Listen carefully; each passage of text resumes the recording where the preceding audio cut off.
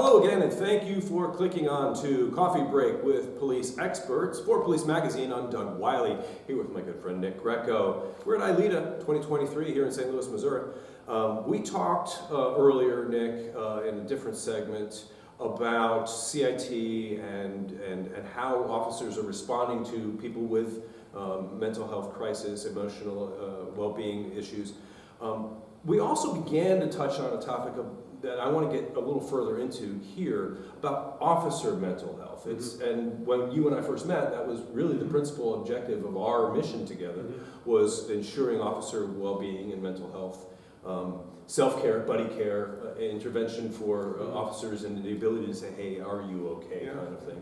It's become, the stigma of talking about officer mental health is beginning to really now, it's shattered, in my opinion. It was, when we first met, there was still a stigma associated with needing or asking for help. Well, it's still kind of there. It exists. It's breaking down. I think we've come an awfully long way in the last 10 years. Long way to go. That's true. So that's what I want to ask you about.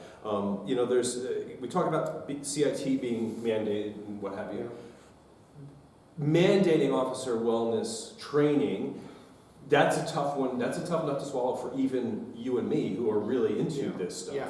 So selling it to the people who have resisted and, what have you, the stigma element, right?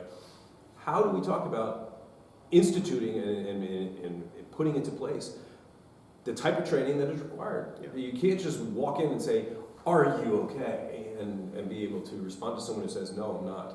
Yeah, so one of the things is, the first thing I can tell every department out there is, stop throwing good officers away. So you have officers who might be struggling. A lot of times they're struggling in silence. If I go and ask any cop out there, because I do this in all my classes, I'll go, how's everybody doing? If I ask any cop, they're like, I'm fine. Well, we know what fine is. We know what it can stand for. All right? Fine is that you throw it out there. What do you do if somebody says they're not fine? Okay? That's what we're trying to teach officers. What do you do for your brother or sister who says they're not fine? And a lot of cops are like, I don't know. Same thing if an officer dies by suicide. They don't know what to do with the family. They don't know what to do to prevent it. So that's always been a big mission for you and I. So a lot of people have come up with this idea, let's go ahead and mandate. Right. Let's go mandate all this. Okay, here's the problem with that. Cops don't like to be forced. Right. Cops don't like, two things cops don't like. They don't like change, and they don't like things staying the same. So, but here's the other thing. If I have officers, and I can tell them to go for an annual physical, and they'll do the physical stuff. We can incorporate a mental health check in that, and they'll just give us the answers we want to hear.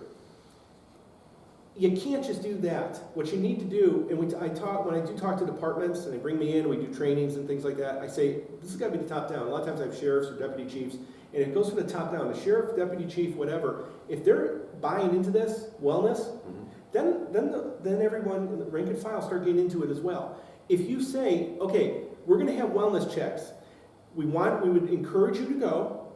It's not mandatory, but if you go, you can talk about anything. You want to talk about sports, you want to talk about what's going on in your family, whatever you feel like talking about. We're not going to find out any information. It's confidential. You have to have the safeguards in place. That's the thing. That's the thing. And anytime mandates, that whole word mandate is just, it's so off-putting. It's so off-putting to an officer. So the thing is, we want to encourage you to go. And if you have an EAP, if you have a peer support that people don't trust, you're not going to get anybody to do that.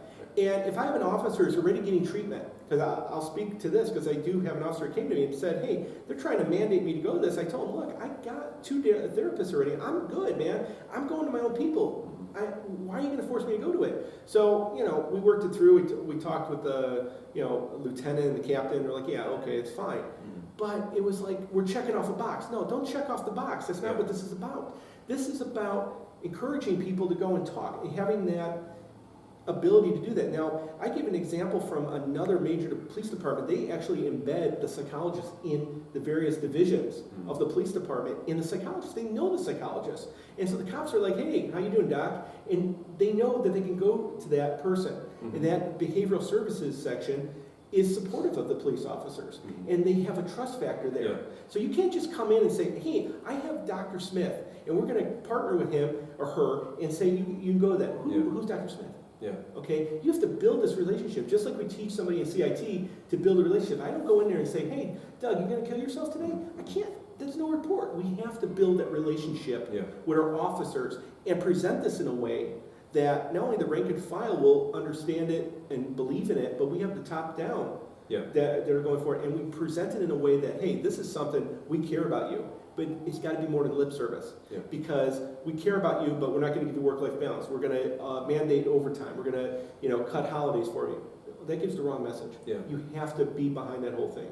I think that when I hear you talk about this, what comes to mind is creating opportunity rather than obligation. Absolutely. And when you have, for example, you say a psychologist, psychiatrist, a mental health professional of any description and capability, when they're embedded, when they are part of the team, when they are accepted as a member of the department or the unit. That is an opportunity for an officer who will, of their own volition, seize that opportunity, especially now we've got a little bit better framing of the discussion around, look, we're not going to stigmatize you. We're not going to take away your gun. We're not going to make sure that you don't have patrol responsibilities. We're not going to penalize you professionally for becoming a better, more well-rounded, more healthy person. And one of the things you have to keep in mind, that badge and gun is an identity. Yes, sir. That, you take that identity away from a cop, you create a whole other world of problems. And if that gets around, if that's what you're doing, that destroys your whole program. And the other thing is, you want to give your officers options. If I tell you, hey, I have potato chips, but you could only have plain potato chips. Well, what about barbecue? No, you can't have it. You can have any color car you want, but it has to be black. Right. Okay, that's not an option.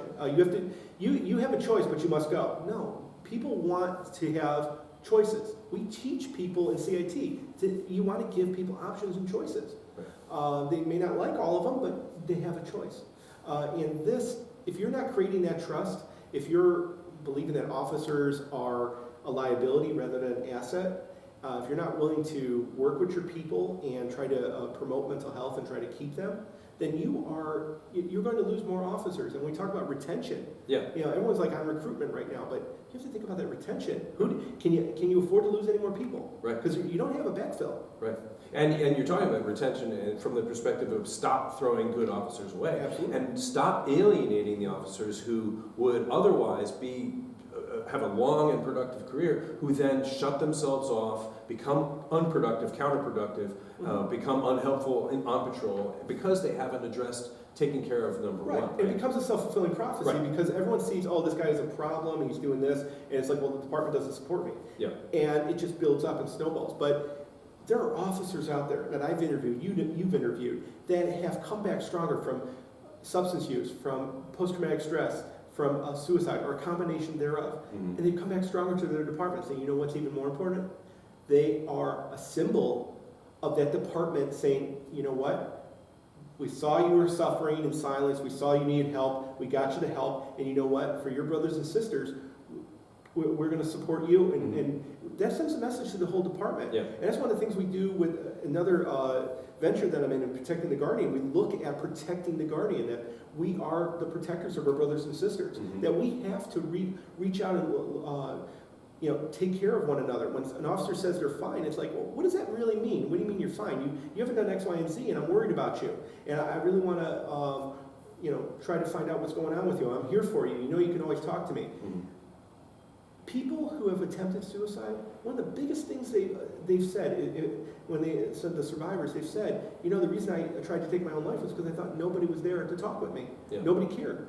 You think about that. Think about if you have a brother or sister suffering that's starting to be distant, that's starting to have issues, that's not laughing or joking or hanging out and looks just like they're standoffish with everything, and you actually reach out to them. You are doing what? You're not going to make them a statistic. You're going to have how many sunrises and sunsets, and you're going to follow up with them, and you're going to talk to them, and you're going to have that talk. And so that's an area that we do a lot of training on as well, is training people on something called question, persuade, refer. Train people on suicide assessments. Getting officers to feel comfortable talking to one another, because this should not be a taboo topic. Right? Out of sight, out of mind. It's not working. Right. Well, Nick, thank you very much for your expertise and all the work that you do for our officers out there. It's it's my pleasure and my honor to know you and be part of that It's partnership. my honor to work with them. So. We'll be back again in a couple of weeks with more of Nick Greco, and next time we're going to talk about recruitment, and we're going to talk about retention, and we're going to talk about lowering hiring standards. For Police Magazine, I'm Doug Wyllie. This is Coffee Break with Police Experts.